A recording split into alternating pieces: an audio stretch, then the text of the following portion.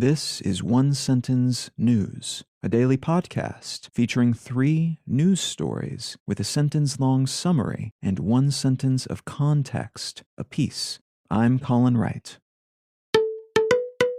It's Wednesday, November 24th, 2021. And just a quick note that it is a holiday here in the United States tomorrow, so I'll be taking tomorrow and Friday off. But I'll talk to you again beginning next Monday. That said, let's talk about the news. From the Associated Press, fighting gas prices, U.S. to release 50 million barrels of oil. U.S. President Biden has ordered that a record amount of oil, 50 million barrels worth, be released from the country's strategic reserve, which will hit the market in concert with oil from the reserves of China, Japan, India, South Korea, and the UK.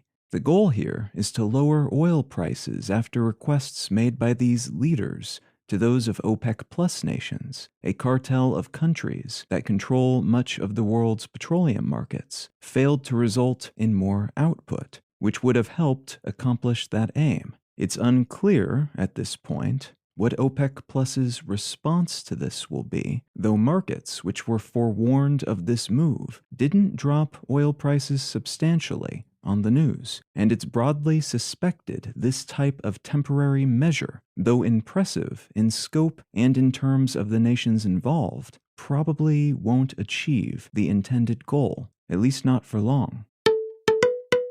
From the Wall Street Journal, Deere's strike is over, but order backlog and higher costs remain. A 35-day strike by workers at Deere & Co., the company behind John Deere tractors and other such equipment, ended with a union victory, netting the more than 10,000 striking employees a new contract that will increase their base pay by 10% alongside further pay increases through 2025, and both immediate and longer-term bonuses. This strike ended right before one of Deere & Co.'s busiest seasons, and it's representative in some ways of the larger trend in employee strikes around the U.S. as businesses continue to have more job openings than people to fill them, and employment conditions worsen in at times dangerous ways due to the ongoing pandemic and the many uncertainties we currently face globally. It's a moment of outsized leverage for employees, in other words, and many workers and unions are taking advantage of that leverage to rebalance things.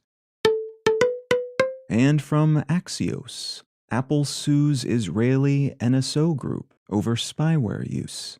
Tech giant Apple has filed a lawsuit against Israeli cyber intelligence company NSO Group in retaliation for their targeting of Apple customers with spyware.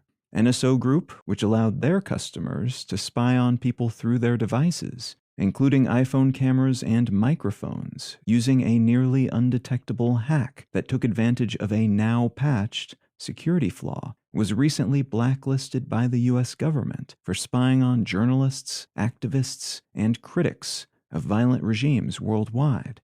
And this lawsuit suggests they may face yet more scrutiny and legal challenges in the coming years, now that they've been outed.